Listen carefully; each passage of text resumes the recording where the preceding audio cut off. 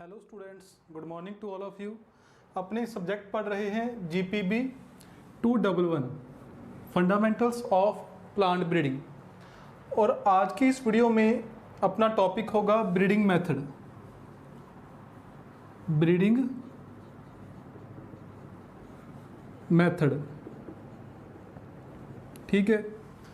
तो प्लांट के अंदर ब्रीडिंग के कौन कौन से मेथड होते हैं। अपने बात करें तो दो टाइप की क्रॉप होती हैं। एक तो होती है सेल्फ पॉलिनेटेड क्रॉप, मतलब जिनमें स्वपरागन होता है, सेल्फ पॉलिनेटेड क्रॉप। और दूसरी होती हैं cross pollinated crop, cross pollinated crop, मतलब जिनमें परपरागन होता है, ठीक है। तो सबसे पहले अपने पढ़ते हैं कि यदि अपने को जो सेल्फ पॉलिनेटेड क्रॉप हैं इनकी न्यू वैरायटी तैयार करनी है या न्यू वैरायटी डेवलप करनी है तो अपने ब्रीडिंग के कौन कौन से मेथड्स का यूज़ कर सकते हैं। तो सबसे पहले अपने उन मेथड्स के बारे में पढ़ते हैं जिनका यूज़ करके अपने सेल्फ पॉलिनेटेड क्रॉप की न्यू वैरायटीज़ डेवलप कर सकते हैं। तो इसमें 4-5 मेथड आते हैं, जिसमें फर्स्ट है इंट्रोडक्शन, जिसे हिंदी में कहते हैं पादप पुनर्स्थापन। सेकंड इसमें आता है सिलेक्शन। थर्ड इसमें आता है हाइब्रिडाइजेशन,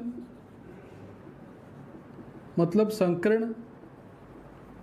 फोर्थ इसमें आता है म्यूटेशन, मतलब उत्परिवर्तन। और लास्ट इसमें आता है पॉलीप्लॉइडी, मतलब बहुगुणिता। ये 5 ब्रीडिंग मेथड हैं जिनकी हेल्प से अपने जो सेल्फ पॉलिनेटेड क्रॉप होती हैं इनकी न्यू वैरायटी डेवलप कर सकते हैं। जो क्रॉस पॉलिनेटेड क्रॉप हैं इनके ब्रीडिंग मेथड अलग होते हैं, ठीक है। तो सबसे पहले अपने बात करते हैं सेल्फ पॉलिनेटेड क्रॉप के लिए जो ब्रीडिंग मेथड हैं।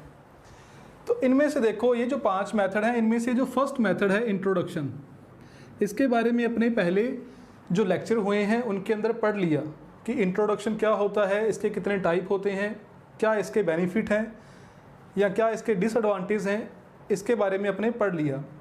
नेक्स्ट अपने बात करते हैं, आज इस लेक्चर में बात करेंगे अपने सिलेक्शन के बारे में, ठीक है। तो इन 5 ये जो मेथड हैं इसमें से जो फर्स्ट मेथड है इंट्रोडक्शन, उसके बारे में तो अपने पढ़ रखा है। और आज अपने जो दूसरा इसका ब्रीडिंग मेथड है सिलेक्शन, सिलेक्शन के बारे में पढ़ेंगे। तो सिलेक्शन क्या होता है, इसकी डेफिनेशन आप सभी को पता है कि प्लांट ब्रीडिंग के अंदर सिलेक्शन का क्या मतलब होता है कि अपने पास प्लांट की कोई एक पॉपुलेशन है जिसके अंदर काफ़ी सारी वेरिएशंस हैं, ठीक है। मतलब फॉर एग्ज़ाम्पल ये प्लांट की एक कोई पॉपुलेशन है, इस पॉपुलेशन के अंदर काफ़ी सारी वेरिएशंस हैं, मतलब यहाँ पर अलग अलग टाइप के प्लांट हैं, ठीक है। तो इस वेरिएशंस में से जब डिज़ायर करेक्टर वाले प्लांट को सेलेक्ट किया जाता है तो उस प्रोसेस को क्या बोलते हैं, सिलेक्शन। कि किसी पॉपुलेशन में से डिज़ायर करेक्टर वाले प्लांट को सिलेक्ट करना सिलेक्शन कहलाता है। ये सिलेक्शन 2 टाइप का होता है। एक तो है natural selection, natural selection, and second है आर्टिफिशियल सिलेक्शन, आर्टिफिशियल सिलेक्शन, मतलब प्राकृतिक चयन और कृत्रिम चयन। तो सबसे पहले अपनी बात करते हैं कि प्राकृतिक चयन किसे कहते हैं। तो सिंपल सी बात है कि ऐसा सिलेक्शन जो नेचर के द्वारा किया जाता है, ठीक है, कि ऐसा सिलेक्शन जो नेचर के द्वारा या प्रकृति के द्वारा किया जाता है उसे अपने क्या बोलते हैं, नेचुरल सिलेक्शन।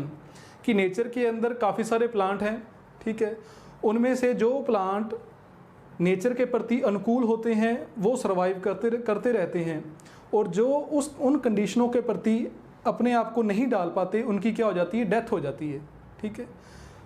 तो ऐसा सिलेक्शन जो नेचर के द्वारा किया जाता है उसे अपने बोलते हैं नेचुरल सिलेक्शन, जिसके अंदर ह्यूमन का कोई भी रोल नहीं होता। सेकंड है आर्टिफिशियल सिलेक्शन, मतलब ऐसा सिलेक्शन जो ह्यूमन के द्वारा किया जाता है। ठीक है, कि फॉर एग्जांपल नेचर के अंदर काफ़ी सारे प्लांट हैं, ये प्लांट्स हैं अलग अलग टाइप के, ये क्या है प्लांट हैं।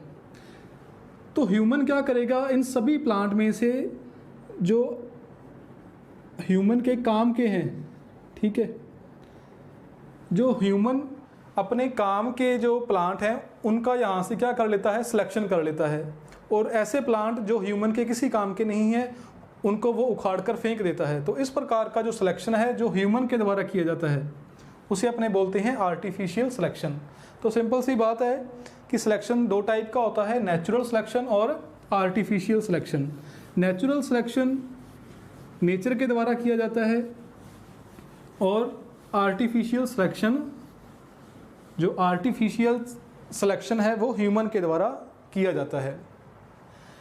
नेक्स्ट अपने बढ़ते हैं कि जो सिलेक्शन है मतलब चयन है, इसके द्वारा अपने न्यू वैरायटी कैसे डेवलप कर सकते हैं।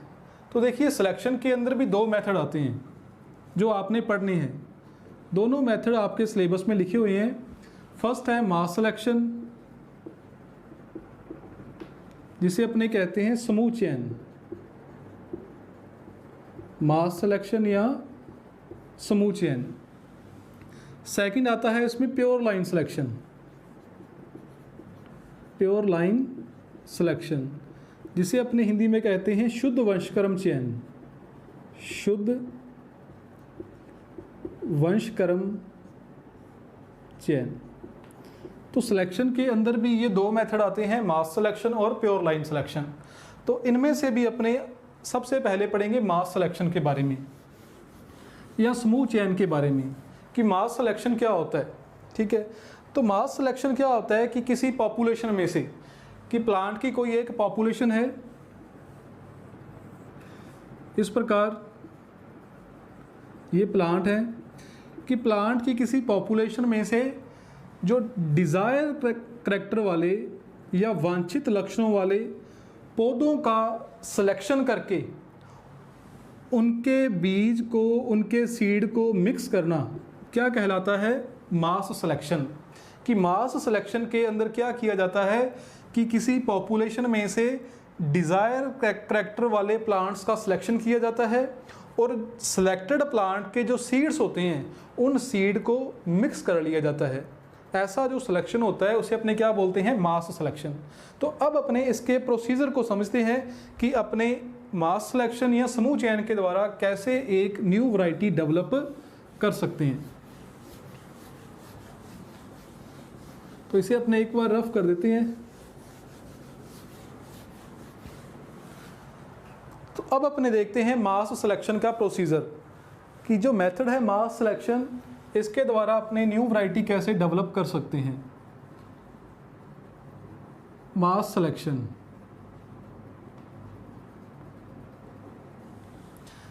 देखिए इसमें क्या है कि मान लो स्टार्टिंग के अंदर ये अपने पास प्लांट की एक पॉपुलेशन है इस प्रकार। ठीक है, ये यहाँ पर क्या है, ये है प्लांट, जो यहाँ पर डॉट है, पॉइंट है, ये किसे रिप्रेजेंट कर रहे हैं, प्लांट्स के अंदर, कि इस पॉपुलेशन के अंदर काफ़ी वेरिएशंस हैं, अलग अलग करैक्टर वाले प्लांट प्रेजेंट हैं। ठीक है, जो अपना मेथड है इसका ये फर्स्ट ईयर है, पहला साल है। तो पहले साल अपने क्या करेंगे कि फील्ड में जाएंगे। इस फील्ड के अंदर काफ़ी सारे प्लांट हैं जिनके अलग अलग करैक्टर हैं, मतलब इस पॉपुलेशन के अंदर काफ़ी सारी वेरिएशंस हैं। तो अपने क्या करेंगे, इनमें से डिज़ायर करैक्टर वाले प्लांट का सिलेक्शन कर लेंगे, वांछित लक्षणों वाले पौधों का चयन कर लेंगे। ठीक है, अब डिज़ायर करैक्टर कौन से हो सकते हैं, वांछित लक्षण कौन से हो सकते हैं। अपने एक न्यू वैरायटी डेवलप करनी है, मतलब ऐसी वैरायटी अपने डेवलप करनी है जिससे किसान को फ़ायदा हो, उसकी इनकम बढ़े। ठीक है, तो इसमें कुछ करैक्टर आ सकते हैं कि मतलब जब अपने किसी प्लांट का सिलेक्शन करना है तो अपने को कौन कौन सी बातों का ध्यान रखना होता है? देखो कौन कौन सी बातें अपने ध्यान रख सकते हैं जब अपने प्लांट का सिलेक्शन करेंगे। एक तो प्लांट की रेजिस्टेंट पावर का,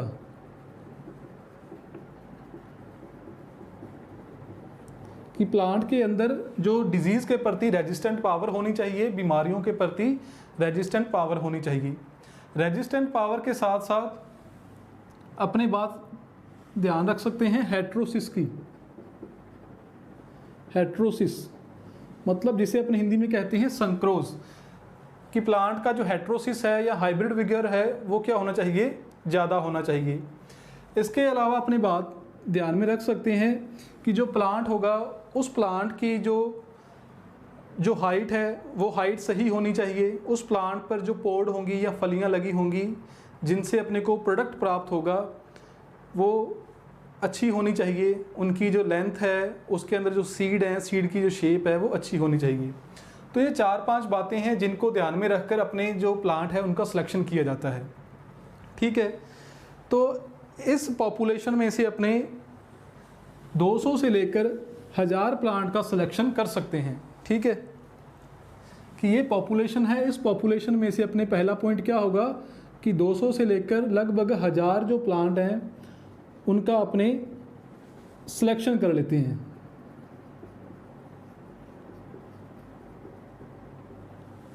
ठीक है, और सिलेक्शन अपने किन बातों को ध्यान में रखकर किया है कि प्लांट की रेजिस्टेंट पावर ज़्यादा हो, उसमें जो हेट्रोसिस है वो ज़्यादा हो, जो उसकी यील्ड है वो भी क्या हो, ज़्यादा हो। ठीक है, और जिन प्लांट का आपने सिलेक्शन किया है उनके बीजों को आपने क्या करना है, मिक्स कर देना है। कि जो सेलेक्टेड प्लांट हैं, जो चयनित पौधे हैं, सिलेक्टेड प्लांट के सीड को मिक्स कर दिया जाता है। ये अपना प्रोसीजर होता है पहले साल का, कि पहले साल अपने फील्ड में से डिज़ायर करैक्टर वाले प्लांट का सिलेक्शन करना है। सिलेक्टेड प्लांट की जो सीड हैं उनको अपने क्या कर देना है, मिक्स कर देना है। अब देखिए दूसरा साल, सेकेंड ईयर। दूसरे साल क्या करना है कि इन प्लांट के जो सीड थे जिनको आपने मिक्स कर लिया था उनका आपने प्राइमरी यील्ड ट्रायल करना है। ठीक है, इस प्रकार कि ये एक फील्ड है, इस फील्ड के अंदर ये क्या है, क्यारियां हैं या रो हैं। इन 2 रो के अंदर आपने ये जो सीड थे, सिलेक्टेड प्लांट के सीड थे, उनको आपने बो दिया। ठीक है, और ये जो रो हैं ये वाली, ठीक है, इनके अंदर आपने कौन से सीड बोने हैं, जो स्टैंडर्ड वैरायटी के सीड हैं। कौन से, स्टैंडर्ड वैरायटी के सीड।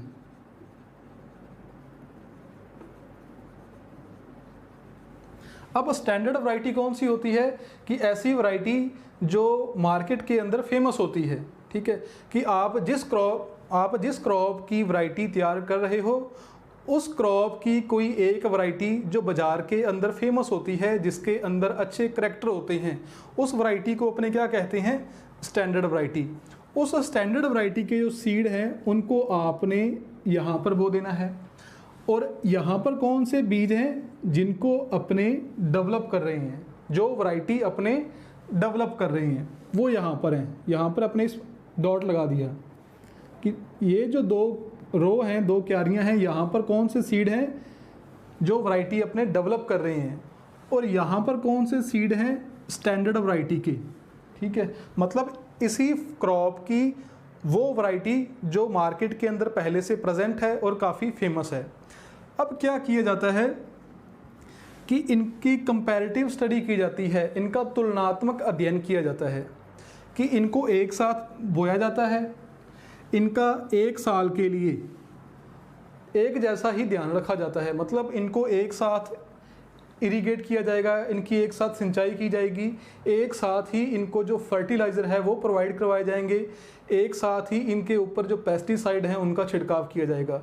मतलब कहने का मतलब है कि 1 साल के लिए इनको एक जैसी ही देखभाल की जाएगी, इनकी एक जैसी ही केयर की जाएगी, और फिर कंपैरेटिव स्टडी की जाएगी कि इनमें से जो कौन से प्लांट हैं जिनकी यील्ड, जिनका उत्पादन ज़्यादा है। कि जो स्टैंडर्ड वैरायटी के प्लांट हैं इनकी यील्ड ज़्यादा है, या जो वैरायटी अपने डेवलप कर रहे हैं इन प्लांट्स की जो यील्ड है वो ज़्यादा है।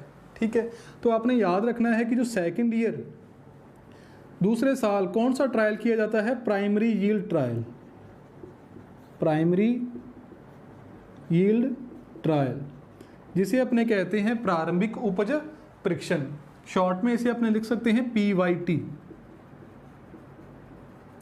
हिंदी में इसे कहते हैं प्रारंभिक उपज परीक्षण।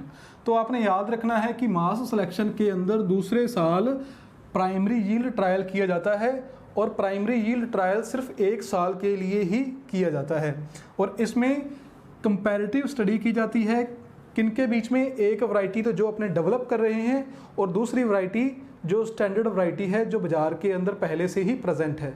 उन दोनों की कंपैरेटिव स्टडी की जाती है और देखा जाता है कि किसकी यील्ड ज़्यादा होती है। अब दूसरे साल यदि जो वैरायटी अपने डेवलप कर रहे हैं इसकी जो यील्ड है वो ज़्यादा होती है, किसके कंपैरिजन, स्टैंडर्ड वैरायटी के कंपैरिजन, कि जो अपने वाली वैरायटी है जो अपने डेवलप कर रहे हैं इसकी यील्ड तो ज़्यादा है, ठीक है, और जो स्टैंडर्ड वैरायटी है इसकी जो यील्ड है, इसका जो उत्पादन है वो क्या है, कम है। तो फिर आगे क्या होता है, लगातार 3 सालों के लिए, कितने सालों के लिए, 3 सालों के लिए, मतलब तीसरा साल, चौथा साल और 5वां साल, मतलब तीसरे से लेकर 5वें साल तक एक और ट्रायल होता है। और उस ट्रायल में क्या होता है, वहाँ पर भी कंपैरेटिव स्टडी की जाती है, तुलनात्मक अध्ययन किया जाता है। किसके बीच में, एक तो जो वैरायटी अपने डेवलप कर रहे हैं और दूसरी वैरायटी जो स्टैंडर्ड वैरायटी है मार्केट के अंदर पहले से ही प्रेजेंट है। और ये जो ट्रायल है जो 3 सालों के लिए किया जाता है उसे अपने बोलते हैं replicated yield trial, replicated yield trial, ठीक है, रेप्लिकेटेड यील्ड ट्रायल, कि ये 3 सालों के लिए किया जाता है। रेप्लिकेटेड यील्ड ट्रायल 3 सालों के लिए किया जाता है, और इस ट्रायल के अंदर अपने किन किन बातों का ध्यान रखते हैं, इनकी जो केयर है वो तो एक जैसी करनी है, ठीक है, कि यहाँ पर तो स्टैंडर्ड वैरायटी और यहाँ पर अपने वाली वैरायटी, इनकी अपने कंपैरेटिव स्टडी करनी है, तुलनात्मक अध्ययन करना है, और उस स्टडी के अंदर अपने किन बातों का ध्यान रखना है, यील्ड का ध्यान रखना है, रेजिस्टेंट पावर का ध्यान रखना है, हेट्रोसिस का ध्यान रखना है, सभी बातों का ध्यान रखना है कि सभी करैक्टर के अंदर जो अपने वाली वैरायटी है वो इसकी कंपैरिजन अच्छी है या नहीं है। इसीलिए रेप्लिकेटेड यील्ड ट्रायल को अपने क्या बोल सकते हैं, coordinated yield trial, coordinated yield trial, Hindi में इसे कहते हैं समन्वित उपज परीक्षण। कोऑर्डिनेटेड को हिंदी में क्या बोलेंगे, समन्वित उपज परीक्षण, और रेप्लिकेटेड यील्ड ट्रायल के लिए हिंदी में अपने क्या बोलेंगे, पुनरावर्ती उपज परीक्षण। कि तीसरे से 5वें साल मास सिलेक्शन के अंदर रेप्लिकेटेड यील्ड ट्रायल या कोऑर्डिनेट यील्ड ट्रायल किया जाता है।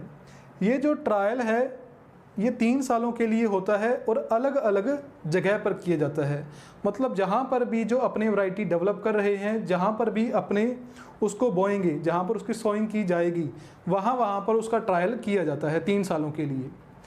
अब यदि इस ट्रायल के अंदर भी जो अपने वाली वैरायटी है वो सुपीरियर साबित होती है, वो अच्छी साबित होती है, किसकी तुलना में, स्टैंडर्ड वैरायटी की तुलना में, ठीक है, कि मान लो आपने 10 जगह पर ये ट्रायल किया था और उसमें से जो 8 जगहों पर जो अपने वाली वैरायटी है वो सुपीरियर साबित होती है, तो उन 8 जगहों पर अपने इस वैरायटी को बो सकते हैं। इसलिए जो छठा साल होगा, जो नेक्स्ट ईयर होगा, 6th ईयर होगा, 6th ईयर जो अपने वाली वैरायटी है इसके सीड का अपने क्या करेंगे, मल्टीप्लिकेशन करेंगे। छठे साल अपने क्या करेंगे कि मल्टीप्लिकेशन, मतलब बीजों का अपने क्या करेंगे, गुणन करेंगे और उसे वैरायटी के रूप में डिक्लेयर कर देंगे, रिलीज़ कर देंगे। कहाँ पर, जहाँ पर उसका रिज़ल्ट स्टैंडर्ड वैरायटी की तुलना में, मानक किस्म की तुलना में अच्छा था। तो ये सिंपल सा मास सिलेक्शन है। इसमें आपने ध्यान रखना है कि फर्स्ट ईयर तो आपने फील्ड में से डिज़ायर प्लांट का सिलेक्शन करना है और सिलेक्टेड प्लांट की जो सीड हैं उनको आपने मिक्स करना है। दूसरे साल आपने प्राइमरी यील्ड ट्रायल करना है जिसके अंदर आपने जो आप किस्म जो आप वैरायटी डेवलप कर रहे हो उसकी आपने कंपैरेटिव स्टडी करनी है। किसके साथ? स्टैंडर्ड वैरायटी के साथ, मानक किस्म के साथ। मानक किस्म कौन सी होती है? उसी फसल की वो वैरायटी जो मार्केट के अंदर पहले से ही प्रेजेंट होती है और फेमस होती है। अगर दूसरे साल जो प्राइमरी यील्ड ट्रायल है, यहाँ पर जो आप वैरायटी डेवलप कर रहे हो वो वैरायटी सुपीरियर साबित होती है, तो फिर आगे 3 सालों के लिए लगातार रेप्लिकेटेड यील्ड ट्रायल या कोऑर्डिनेटेड यील्ड ट्रायल किया जाता है, जो अलग अलग जगह पर किया जाता है और जिसमें सभी बातों का ध्यान रखा जाता है कि सभी करैक्टर के अंदर जो आप वैरायटी तैयार कर रहे हो वो सभी लक्षणों के अंदर अच्छी होनी चाहिए। ठीक है, तो यदि इस ट्रायल के अंदर भी जो आप वैरायटी डेवलप कर रहे हो वो पास हो जाती है, वो सुपीरियर साबित होती है, तो उसे छठे साल वैरायटी के रूप में डिक्लेयर कर दिया जाता है और उसके सीड्स का मल्टीप्लिकेशन किया जाता है और फार्मर के अंदर वो सीड डिस्ट्रीब्यूट कर दिए जाते हैं। ठीक है, तो ये था आपका मास सिलेक्शन, जिसके अंदर ये 4 स्टेप होंगे। इसमें आपने याद रखना है कि इसके अंदर कोई भी प्रोज एनी टेस्ट नहीं किया जाता, सीधा ही प्राइमरी यील्ड ट्रायल होता है, कोऑर्डिनेट यील्ड ट्रायल होता है और सीड को मल्टीप्लाई किया जाता है। ये अपनी बात ध्यान में रखनी है। ठीक है, तो यदि आपको इसमें कोई भी डाउट है तो आप कमेंट बॉक्स में कमेंट करके या जो जूम पर आपकी डाउट क्लास होती है उसमें पूछ सकते हो। Thank you.